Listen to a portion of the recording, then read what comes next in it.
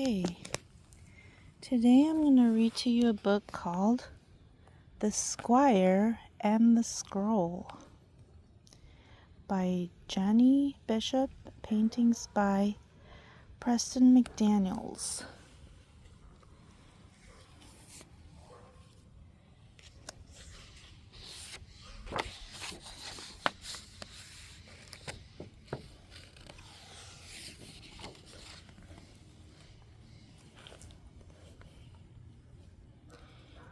In the days when men of valor still guarded kings, a peaceful kingdom lay silent and dark beneath the stars. The ruler of that kingdom was kind and strong of heart. It was this good man's charge to guard the lantern of purest light, the lamp that brought peace and joy to his kingdom. Looks like the kingdom was up on the, see, put some light on it, up on the top of a mountain. And it was almost up at the sky with the lantern. Oh, that's the lantern up there.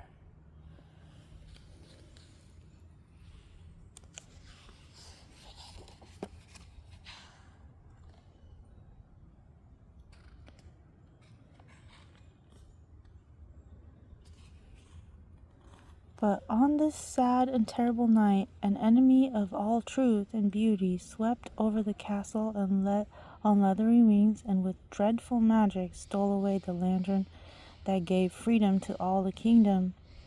The king and the queen and the princess mourned the loss of the precious lamp, and so did the humble citizens of the peaceful kingdom. So treasured by the kingdom was the lantern, and so beloved was the king, that many young men sought bravely to retrieve the purest light. None of them returned. As one by one the sons of the kingdom disappeared, the people began to despair.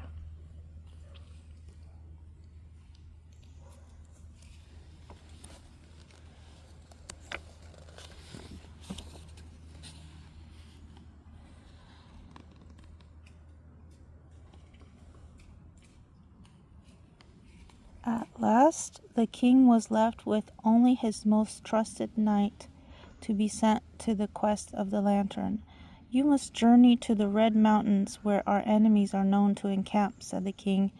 "I fear the traps have been set for you along the way, as we have already lost so many young men. If you accomplish this task, you will return to great honor and reward. But if you do not, our good people will surely perish." The knight was fearless and did not complain about the quest upon which the king was sending him. He took with him his faithful squire. There's the knight and the king saying to him to go on this mission, and the squire going with him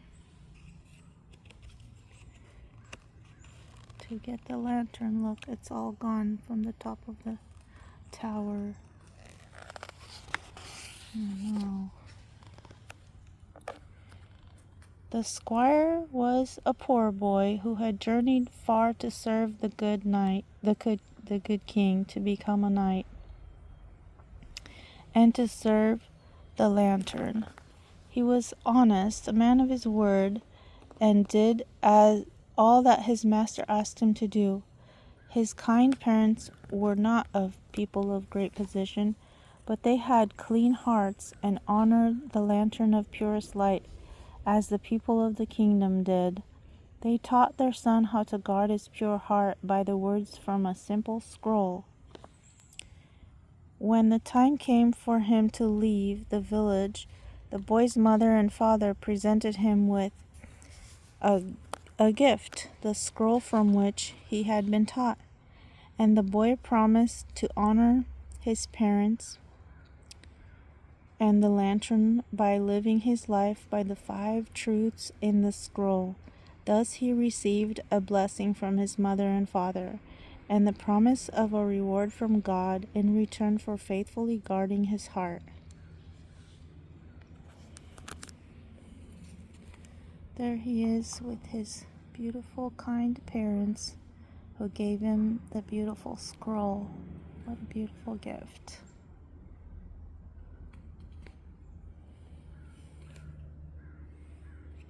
For a beautiful squire, a beautiful heart.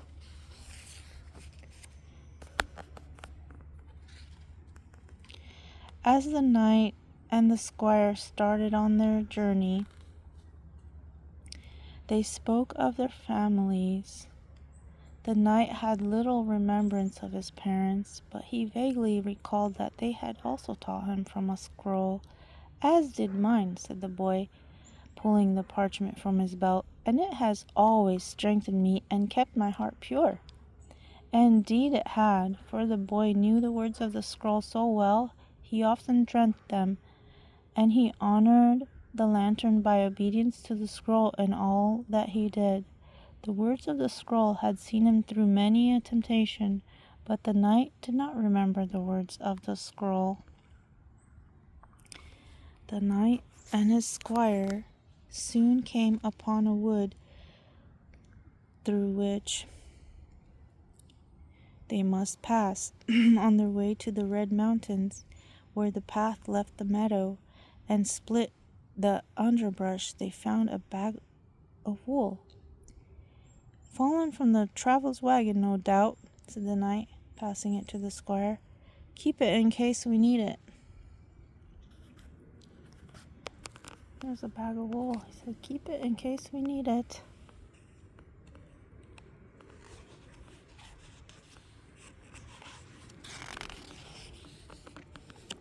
And then going through the woods.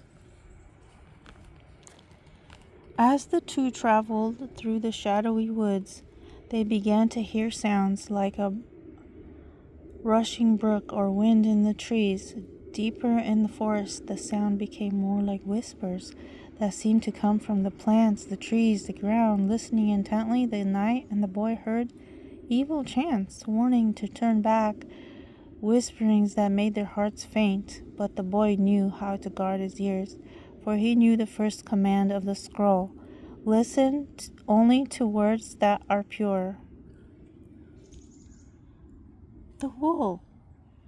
the lad shouted, and quickly pulled off some soft tufts for the knight and himself to stop up their ears. Now courage could not be stolen from the knight or the boy, and they passed safely through the enchanted wood.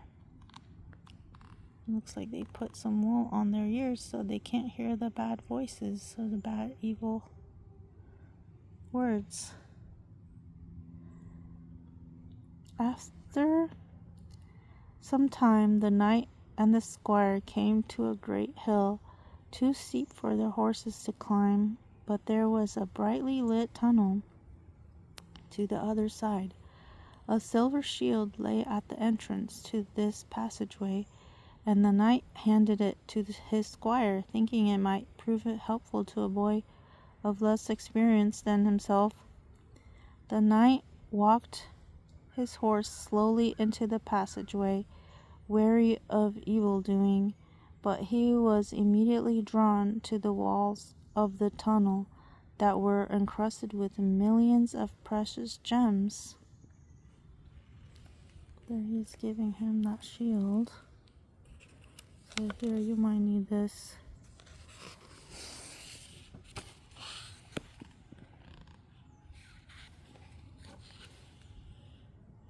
The boy saw the gems, but among them, carved in the stone walls, were evil images and frightening beings that stared from unnatural faces.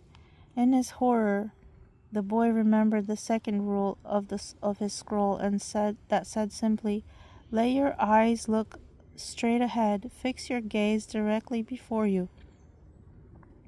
Without a second thought, the boy guarded his face with the shield.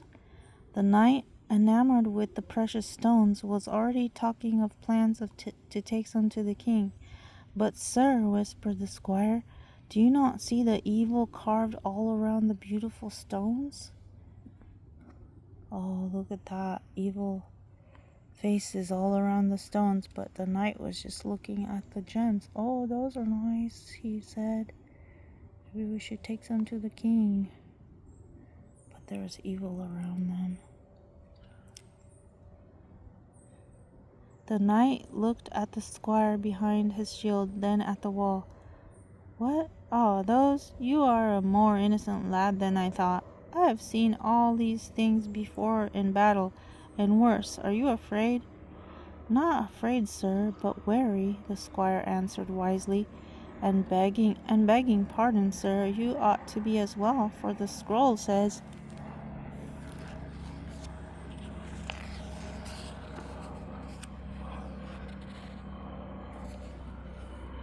Silence, shouted the knight, who usually spoke kindly to the boy. You are only a squire. I have not become a knight because of any scroll.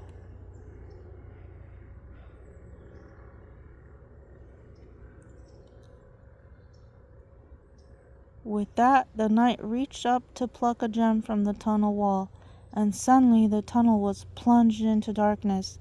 The squire's horse was startled and ran. The young man saw with surprise that through his shield he could see the tunnel as though it were day. The squire turned to look back upon the knight, and fought to stop his horse, but to no avail.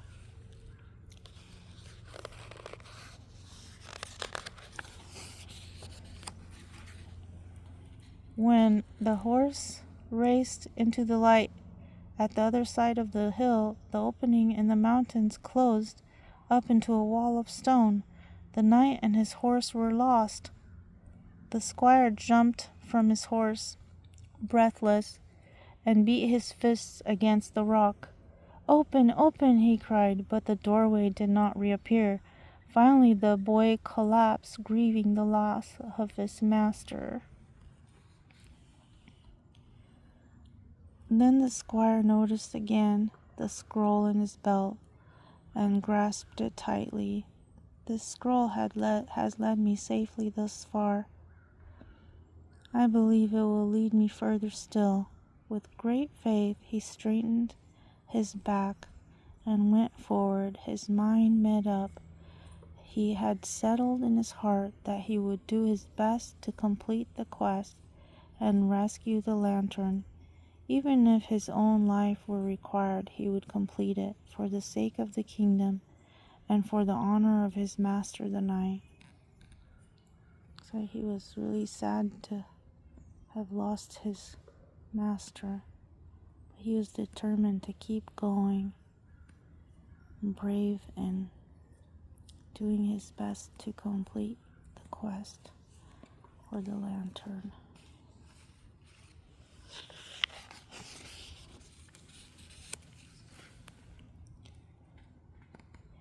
The path was dusty and the journey long. Soon the thirsty squire came to a small lake where a flask stood near the shore. Immediately the third rule of the scroll came to his mind. Keep the unclean far from your lips, to guard the wellspring of your life.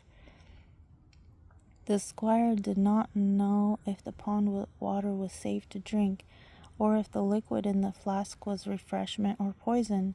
For some time he walked along the edge of the water, praying patiently for wisdom to come. He wasn't sure if he should drink from the pond or from the flask. Suddenly the sun, which had been concealed by clouds, broke through, revealing that the water was full of dead fish and other animals that had lost their lives to his poison. The same glint of light revealed etched words on the flask that spelled pure. The squire thanked God and drank gratefully. Again the words of the scroll had brought wisdom and saved his life.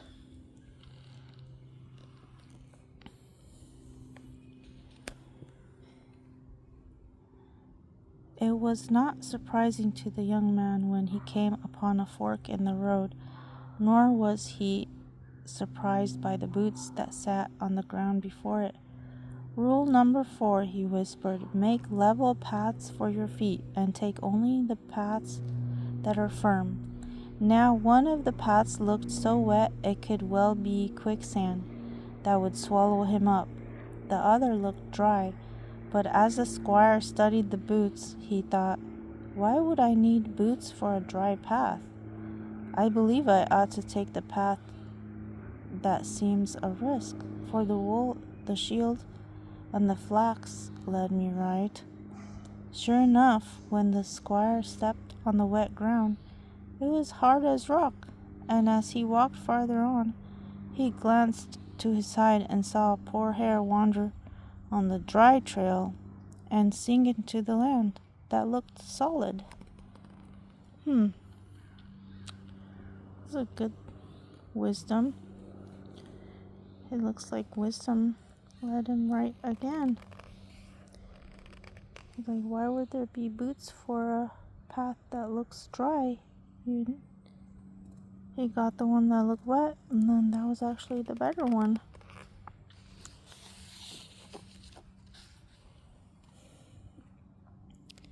Soon the young man stood before the red mountains that glowed with an unearthly fire.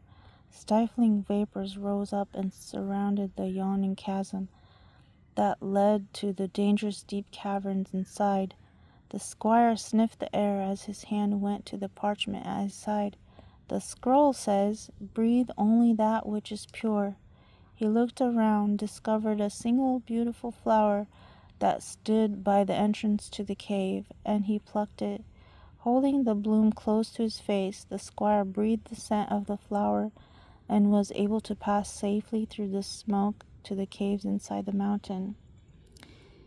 In a great hallway that wound down into the earth, the squire found himself between statues of stone on his right and left. The knight, whispered the squire. His companion was in the same pose as he had last been seen, reaching for the precious stones in the wall of the tunnel. There he is. He looks just like when he was yelling at him and reaching for the stones in the tunnel. There's others that are reaching for stones, it looks like.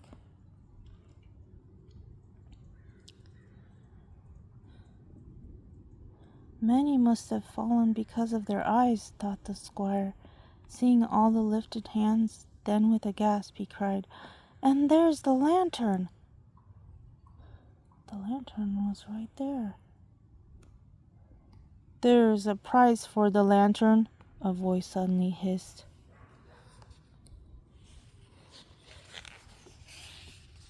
It was a big, scary dragon. Oh.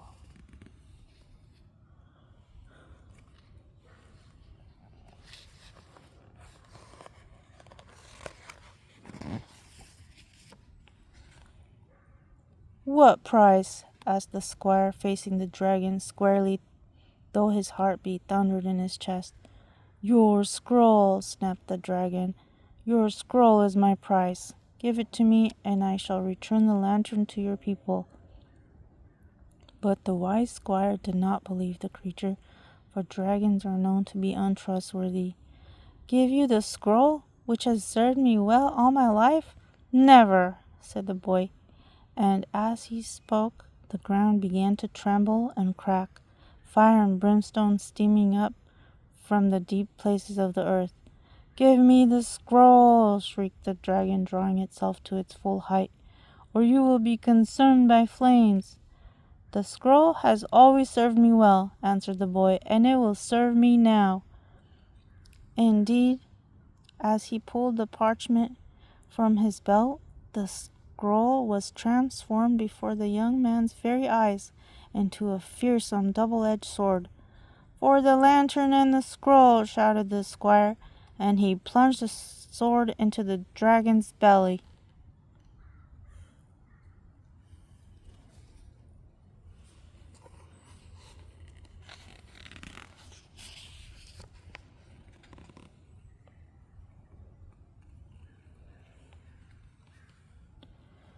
When the squire pulled his sword from the dragon's lifeless form, It immediately became a scroll again. The sword turned back into the scroll. As the dragon sank into the burning chasm, the figures in the great hallway began to move. Those with lifted arms now seemed to be stretching after a long sleep. The knight came to himself and knelt before the squire, begging his forgiveness. "I could not guard my eyes," said the knight, ashamed, "but you kept yourself pure, so I promise to you my reward for my life and for the kingdom you have honored." The squire helped the knight up and embraced him. He remembered the reward that his parents had spoken of. "We are brothers," said Squire. "Forgiveness is yours." That's very nice. Then forgave him. Said, "We are brothers."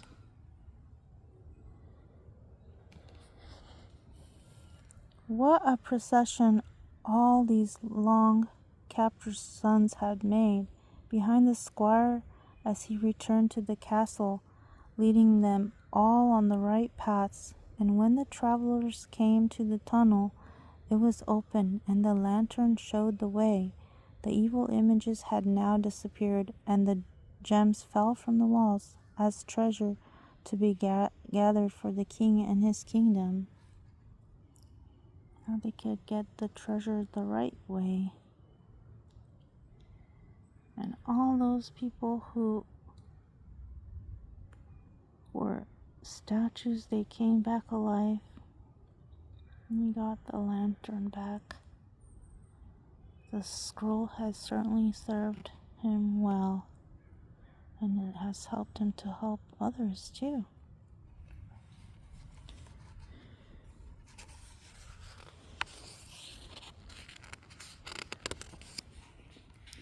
The celebration that followed the squire's joyous return was unlike any the kingdom had ever seen. Kneeling before the king, the squire was knighted as he had always dreamed. "Let us never again forget," the king said to all present, "how the scroll has served us, and how this good knight returned our lantern because of it. Because of his bravery and his devotion to the lantern and to the scroll, he will have my daughter for a wife and rule my kingdom one day. For who better would guard the lantern of purest light than one with a heart kept pure?" A shout went up from the people, for they were in agreement with their king. And guarding your heart and keeping your heart pure also helps you to be kind to people around you, like your wife or your children or your husband or just anyone in your family, or your brothers or your parents or your sisters. He's a good person to everyone.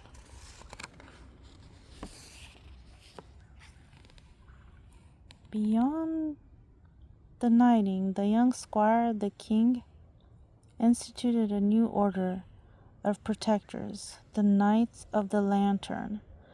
The knight who had trained the young squire became its captain. These men dedicated themselves to the words of the scroll and to the defense of the lantern. It became the goal of many young men of the kingdom to live by the scroll and to one day serve the king in these positions of honor.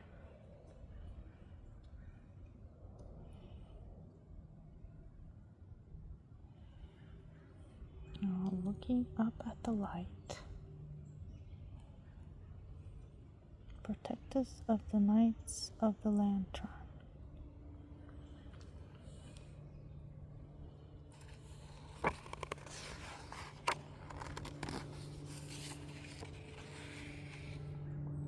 As for the knight and the princess, they could not have been happier, for the princess had devoted herself to the words of the scroll as well, and so they were a delight to each other. And when the two were gifted with a son, The knight taught him from the scroll, so that he would one day be ready to defend the kingdom and the lantern. For who knows but that another dragon might arise in this young boy's time to try to come and steal the light. Better be ready with the words of the scroll that leads you right and always serves you well. Beautiful. How can a young man keep his way pure? By living according to your word. It says in the Bible, living according to God's word. Psalm 119 and 9. Well, those are good words of wisdom. Hope you like the story. That's the end of the book here. Thank you for listening and for considering these words. Have a great day, and as always, take care.